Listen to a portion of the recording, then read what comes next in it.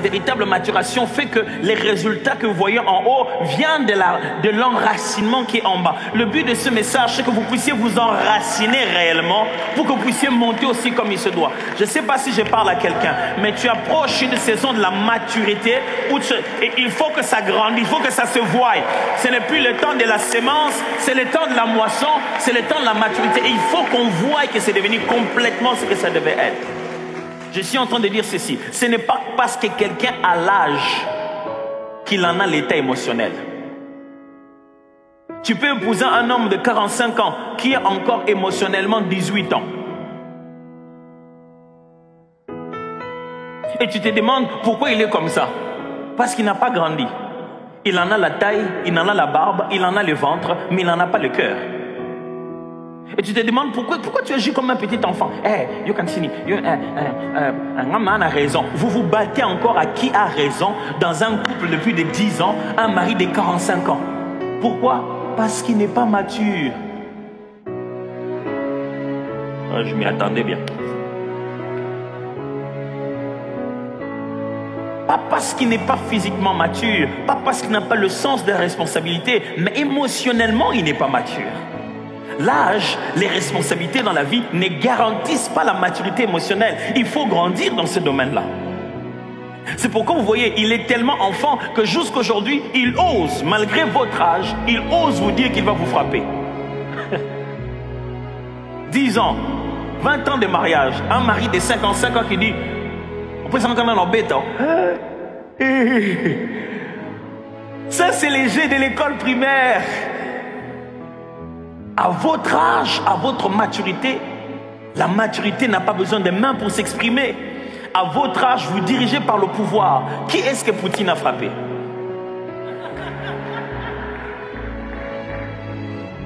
Mais maintenant, chacun donne sa version de chaque discours de Poutine. Hein? Tout le monde qu'on ne comprend pas le russe, on dit certainement il a dit ceci. Les gars, il fait juste son discours. C'est parti. Quand tu deviendras mature, tu n'auras pas besoin de frapper ta femme. Ta parole suffira pour pouvoir la redresser comme il se doit. Pasteur, priez pour moi. Vraiment, mon mari, vraiment, je ne sais pas qu'est-ce qu'il a. Il n'a pas grandi émotionnellement. Pasteur, ma femme, je ne comprends pas. Elle continue encore à acheter des bijoux comme des jouets. Elle n'a pas grandi émotionnellement. C'est une ado que tu as épousée.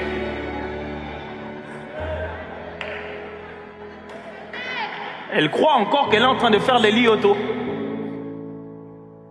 Mais il y a des gens aussi qui sont, malgré leur âge, qui sont relationnellement immatures.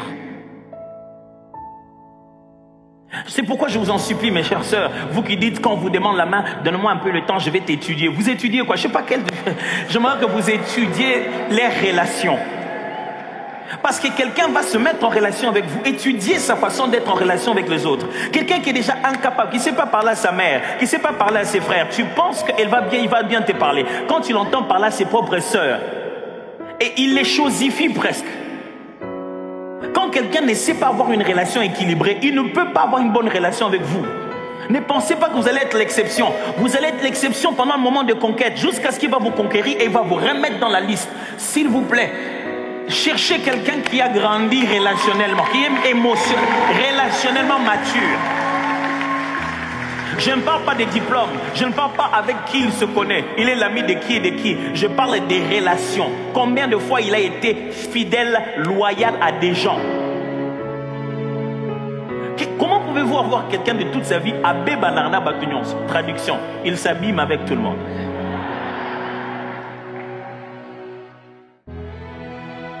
Comment voulez-vous devenir fiancé de quelqu'un qui toutes les relations dans lesquelles il entre, c'est... Oh, bon, et ils ne me comprennent pas. Quand vous entrez quelque part dans un endroit, il suffit de 10 minutes, il va se chamailler avec quelqu'un. Toujours. Non mais monsieur, mais pourquoi vous nous avez vus, on est là. Pourquoi vous nous recevez pas? Il est toujours... Et... La maturité physique ne garantit pas la maturité émotionnelle. La maturité émotionnelle ne garantit pas la maturité relationnelle. Et même la maturité financière. Vous vous rendez compte que quelqu'un peut être autant mature dans certaines autres choses, mais financièrement immature. Se pose encore des questions du genre, bon, Ah, parce que prier pour moi, c'est un temps. Cette fin du mois, je n'ai pas payé le loyer. Hein, vraiment que le Seigneur m'aide. Mais la veste ici de 750 $. Ah, ça c'était une veste, c'était pour un mariage. Dans un mariage, moi, on a fin du mois. J'aurai un mariage à la fin du mois. C'est pourquoi j'ai acheté cette veste de 750. Immature que tu es. Et tu vas mettre ça au nom de l'église et au nom de Jésus-Christ. Et au nom de la prière. Pourquoi tu n'as pas prié pour la veste et tu as gardé l'argent pour payer le loyer? Pourquoi tu n'es pas venu compris pour la veste? Cette incapacité de faire les choix dans l'ordre qu'il faut détermine combien immature cette personne est. Notre problème dans ce monde, notre problème surtout dans notre église ou dans notre pays, le problème n'est pas si Dieu nous a bénis. Le problème, ce n'est pas si nous avons des choses. Mes amis, le problème était un problème de maturité. Imaginez-vous que ça ne soit pas une question de 21 jours, ni de 40 jours. Ça soit qu'une question de grandir pour être capable de saisir et de contrôler la dimension où le Seigneur est en train de vous amener. Parce que si vous êtes encore petit, on ne peut pas vous mettre dans un gros véhicule. Vous allez conduire ça comment? Dieu aide-nous. On a un sérieux problème. On a trop d'immaturité dans ce pays. Policiers immatures, politiciens immatures, responsables des enseignants immatures, les profs des universités immatures, les pasteurs immatures, les membres immatures. Donc il y a trop d'immaturité. Vous ne pouvez pas avancer. Vous regardez cette personne du haut de son âge et de son nom ainsi que de ses titres et de la beauté de sa veste. Les choses qu'il raconte, les choses qu'il raconte, les choses qu'il fait en secret, les choses qu'il fait même en public. On nous a fait croire que le nombre d'études, le nombre de fois où vous allez à l'école, le nombre de diplômes garantissent la maturité. Si ce n'était que ça. L'apôtre Paul dit ceci. Quand je suis devenu un homme, j'ai fait disparaître ce qui est de l'enfance. Non, ce n'est pas quelqu'un qui l'a fait. Moi-même, je me suis dit, ok, maintenant, où sont les choses qui font que je sois un enfant? Mes amis, je vais vous demander aujourd'hui, restez un moment, regardez dans votre vie, quelles sont les choses qui sont encore du niveau passé, que toi tu continues à garder maintenant. Quand je parle de maturité, mes amis, ce n'est pas que psychologique, ce n'est pas qu'émotionnel. C'est aussi dans le don, dans les talents et dans les capacités. Il y a une dimension supérieure de ce que toi tu fais. Il y a des peintres à un niveau de maturité. Il y a des monteurs de vidéos à un niveau de maturité. Il y a des musiciens à un niveau de maturité plus élevé. Il y a des hommes d'affaires à un niveau de maturité. Il existe une dimension supérieure de ce que tu fais dans la vie. Reste, regarde-toi toi-même et dis-toi, quelles sont les choses de l'enfance que je continue toujours à drainailler? Paul s'est dit, je me suis arrêté un moment, je dis ça, c'est enfantin. Je ne mets plus ça. Il y a même dans ta garde-robe des tenues d'enfants. La maturité, c'est intentionnellement éliminer l'enfance. Tu es vraiment en train de travailler pour que tout ce qui est enfant en toi puisse s'en aller. Seigneur, aide-nous à retrouver les choses qui sont de la mauvaise enfance, l'enfance dont tu n'aimes pas. Devenir mature dans la vie, c'est un processus personnel. Vous avez vu dans la vidéo tout à l'heure, personne n'est venu aider la plante. Hein? C'est la plante elle-même qui est en train de grandir jusqu'à devenir mature. C'est un processus personnel. Mais Paul, l'apôtre, dit ceci. Quand j'étais un enfant, je parlais comme un enfant. Preuve extérieure. Je pensais et je raisonnais comme un enfant. Ça, c'est la preuve intérieure. D'où ça vient? Il dit, quand j'étais un enfant, on me voyait parler. Or, ça venait de ma façon de réfléchir comme un enfant et de ma façon de raisonner comme un enfant. C'est pour ça, mes amis, l'immaturité, ça se voit. Hein? Oh, vous ne pouvez pas cacher l'immaturité. Nous allons voir ça. Vous allez tout faire, mais nous-mêmes, on voit. Nous tous, on sait que, oh non, ça, c'est complètement immature. Parce que l'immaturité se voit dans votre langage, dans vos faits et gestes.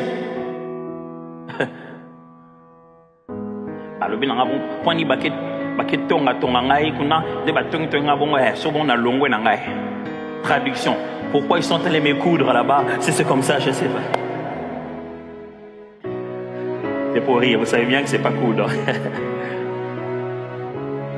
Franchement, tu as quitté un ministère, un travail parce qu'on a parlé de toi. À ton absence, les gens se sont parlé. Et quelqu'un t'a rapporté une chose qu'on n'a même pas dit en ta présence. Tu es énervé. Et tu es parti.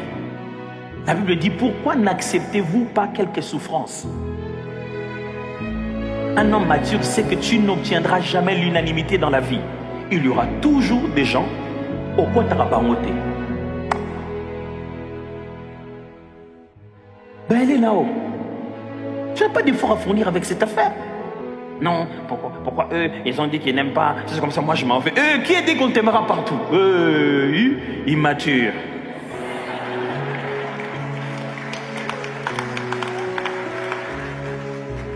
Pourquoi? Jésus-Christ, Dieu fait chair, il est venu, nous tous nous connaissions qui ne l'aimait pas. On connaît bien les noms. Jusqu'à ce que même ses propres disciples, il y a eu un traître. Comment voulez-vous vivre dans la vie et que tout le monde raconte de bonnes choses de vous et que les seules choses qui arrivent de vos oreilles, c'est les éloges que les gens racontaient de vous? Ce monde-là n'existe pas. Et vous allez changer toute votre vie parce que quelqu'un a parlé. Si vous devenez vraiment, je ne sais pas moi, président de la République, vous allez fermer nos bouches à nous tous. Les gens doivent parler, c'est à ça que servent leurs bouches. Mais si toi tu as grandi, tu sais que il faut qu'il y ait des adversaires autour de ma table afin que l'Éternel oigne ma tête. Là, toi tu as grandi. Tu commences à comprendre à quoi sert tout le monde. Même les ennemis ont leur but. L'apôtre n'a pas dit, quand j'étais un enfant, quand je suis devenu grand, tout l'enfance s'est passé. Il dit, quand je suis devenu, j'ai fait disparaître. On ne subit pas la maturité, on y travaille, on bâtit la maturité. Malheureusement, très souvent, nous, à l'église, on nous a fait comprendre que si j'ai appris, et bien, quelque temps après, il n'y aura plus de chair, je pense que quelque chose se fera et il n'y aura plus de chair. On pense que l'avenir arrive. Or, on bâtit l'avenir. Je ne sais pas si je suis en train de vous expliquer, je vais vous faire comprendre ce que c'est. Si avant de dormir, vous trouez les pneus de votre véhicule, quel est l'avenir que vous allez avoir? Un véhicule en panne, n'est-ce pas? C'est-à-dire, si on dit que demain matin, ton véhicule ne pourra pas rouler parce qu'il aura les pneus troués, ça va se passer maintenant. Tout cet avenir dont vous entendez parler là, ce sont les actions à poser aujourd'hui. Ils sont en train de bâtir cet avenir-là. La maturité ne va pas vous arriver. C'est vous qui posez les actes de maturité et qui prenez les décisions de maturité, qui fréquentez les personnes de maturité. C'est vous qui bâtissez ça. On aura tout dit, on aura tout prêché. Si vous ne prenez pas l'action d'aller en direction de mûrir, ça ne se passera pas. Vous ne deviendrez pas mature à force de fréquenter l'église. Vous ne deviendrez pas mature à force de venir chaque jour ici. Non, non, non. C'est à force d'obéir à ce qui est écrit. À force d'identifier le domaine dans lequel vous devez apporter ce changement-là. À force de poser les actions. Ceux de cette église savent très bien que les réflexions sans action ne sont que distractions. Imaginez un maïs, un grain de maïs. Vous mettez au sol. Ça sort un gros arbre, une plante qui commence à monter. Vous en faites quoi? À moins d'aller trouver une formule de tradipraticien, tant que cette plante ne donne pas d'autres maïs, ça ne sert à rien. La finalité de cette plante, c'est qu'elle arrive à la maturité de produire ses fruits. C'est parce que la plante atteint la maturité totale de produire les fruits que l'utilité sociale de cette plante devient claire. Et quand tu me suivre très bien, c'est-à-dire que des fois tu as l'impression que tu ne sers à rien, c'est parce que tu n'as pas fait grandir la chose que tu as. Si c'est que tu as grandi, du coup tu vas savoir à quoi tu sers. Alors prends les data, les mégas, mets-les dans les choses qui font grandir. Pas dans les commérages. Grandis s'il te plaît. Ah, Colaro. Grandis dans le don que tu as. Et pasteur, moi tout ce que je sais faire dans la vie, c'est seulement tresser les cheveux. Grandis, on grandit aussi dans ça mes amis, on grandit dans ça. Grandis, prends ton temps, travaille sur ça, deviens meilleur, laisse cette chose atteindre sa maturité. C'est quand tu montes en maturité que tu commences à devenir important dans la société. Personne n'aime aller acheter des choses qui ne sont pas mûres. Imagine, moi je vois toujours des fois je vais dans un supermarché acheter un avocat comme ça, et je n'étais pas conscient que c'était un peu pas très mûr, parce que si c'est trop mûr, ça va s'abîmer, on vous laisse rentrer à la maison, vous-même peut-être 2 ou 3 jours. Donc si tu veux manger un avocat, là-bas, tu sais déjà que je ne peux pas manger ça aujourd'hui, donne un peu du temps. Moi, je ne savais pas. Moi, je suis allé acheter pour aller manger. J'achète. Quelle déception. C'était pas mûr. J'ai jeté ça à la poubelle, une chose que j'ai achetée avec de l'argent. Pourquoi? L'utilité sociale, il n'y en a pas. Pourquoi? Parce que ça n'a pas encore atteint la maturité. Quand quelqu'un sait anticiper les finalités de ses actes, c'est là qu'on sait qu'il est mature. Un immature pose des actes comme ça, les conséquences viennent après. Imaginez-vous, quelqu'un arrive, il vient pour son interview, on trouve des places, des endroits pour s'asseoir, il trouve, il dit, ah, papa, tu es venu chercher le travail. Pourquoi ne pas prendre ton papier mouchoir et essuyer toi-même? C'est de l'immaturité. Pourquoi il faut qu'on sache ce que toi tu penses? Pourquoi? Un homme fort, c'est celui qu'on ne peut pas détecter sa pensée, parce qu'on ne sait pas l'anticiper. Pourquoi tout le monde doit savoir ce que toi tu penses? Au bureau, à la boutique, à la pharmacie, les taximens. Tu as toujours me dit, mais moi, cet endroit, c'est pas vraiment moi. Vous savez, dans votre boutique, pourquoi tu dois donner de l'expertise à tout le monde? Pourquoi? Moi, je sais pourquoi. Tu es immature. Un enfant a tout le temps envie de se faire remarquer.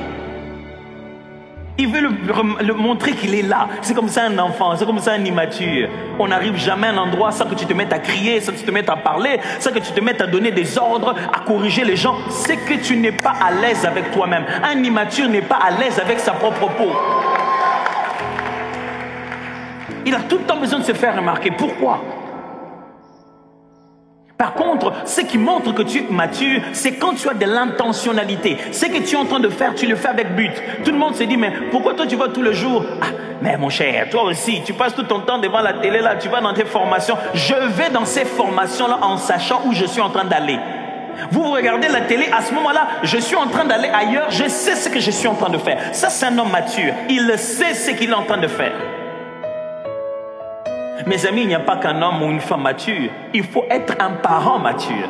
Qui vous a dit qu'un couple ne mûrit pas? Qui vous a dit que les parents ne mûrissent pas? Ce n'est pas parce que tu as des enfants de 15 ans que toi tu es un bon parent et que tu es un parent mature. L'âge des enfants ne démontre pas l'âge de ta maturité à encadrer les enfants. Rien du tout. En tant que parent, on grandit dans ses responsabilités. On devient plus mature et ça se répète dans l'intentionnalité. Parce que le jour où tu as commis une bêtise quand tu grandissais, c'est parce que tu allais voir tes parents, dis papa, c'est aujourd'hui que j'ai décidé de commettre une bêtise. Ils ne le savent même pas quand tu avais fait quoi que ce soit. Et tu penses que toi tu sais comment vont tes enfants? J'étais choqué, j'ai vu mon enfant en train de regarder ces mauvaises vidéos là.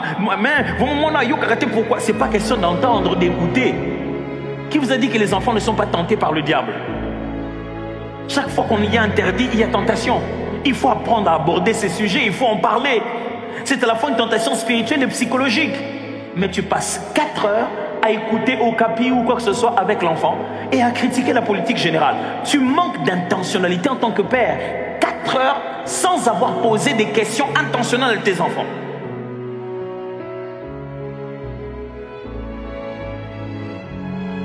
Je sais, mes amis, malheureusement, ça nous vient de loin.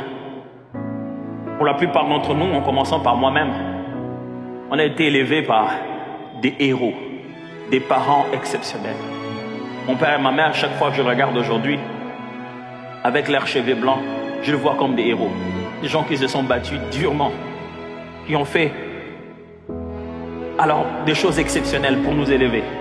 Vous connaissez déjà le nombre de notre famille, je répète ça tout le temps ici. Et quand je regarde la petite famille que j'ai, je regarde toutes les responsabilités, je regarde mon père, je dis waouh, cet homme est fort. Je regarde ma mère, je dis cette dame est exceptionnelle. Mais malheureusement, ça vient avec une sorte de tard. À cette époque, les familles nombreuses et ces gens des parents nous ont, parce qu'ils étaient occupés à chercher comment nous faire vivre. À un moment, ils ont légué notre éducation auprès des grands frères. Et quand tu avais quelque chose, dis, demande à ton grand frère. Un devoir, fais avec ton grand frère. À un moment donné, une grande partie des choses, parce que papa l'avait fait avec le grand frère va le faire avec vous aussi. Mais malheureusement, le grand frère, il ne dit pas un enfant, il dit qu'un petit frère. L'éducation d'un enfant doit être finie par son père, par ses parents. Et l'approche du grand frère, ce n'est pas l'approche de papa. Du coup, malgré leurs efforts, nos parents manquaient d'intentionnalité sur certaines choses. Par exemple, on ne nous a pas appris la culture de la gestion financière des entreprises familiales. On ne nous a pas fait comprendre que le travail des papas pouvait passer par les enfants et les enfants vont pérenniser le travail de papa. Pourquoi? Parce que papa travaillait au bureau. Il te prépare à travailler chez l'État. On a manqué d'intentionnalité, mais que Dieu nous fasse grâce, que notre génération soit intentionnelle dans la façon de préparer nos enfants. Oh, je ne les condamne pas. Ces hommes et ces femmes, ils ont fait beaucoup plus. Et c'est ce qui nous a permis d'être ici. Mais je suis en train de nous encourager à nous dire que c'est les degrés d'intentionnalité qui démontrent ta maturité. Tu n'as pas besoin d'âge si tu es vraiment un bon parent qui est mûr. Que fais-tu de tes enfants? Est-ce que tu as un plan? À quel âge tu penses commencer à leur apprendre comment épargner? Ça n'arrive pas de soi-même. Oui, nos parents ont l'intentionnalité, surtout nos sociétés africaines. On a de l'intentionnalité. Oui, il y en a. On a de l'intentionnalité. C'est intentionnellement que les mamans montrent aux jeunes filles comment arranger les lits dès les bas âges. C'est intentionnellement qu'elles leur montrent comment préparer du grand jour dans ton mariage. C'est intentionnellement qu'elles montrent comment il faut être propre. Les jeunes filles sont remplies d'intentionnalité dès les bas âges. Elle avait encore 5 ans, ma fille, qui m'a demandé « Papa, le jour de mon mariage, il faut que toi, tu me fasses entrer. » Je lui ai dit « Il y a encore le temps. » Mais nous, les garçons, qu'est-ce qu'on nous a appris? La seule grande chose qu'on nous a appris de tout le temps, de tous les garçons qui sont ici, c'est que moi, mon bali, allez là,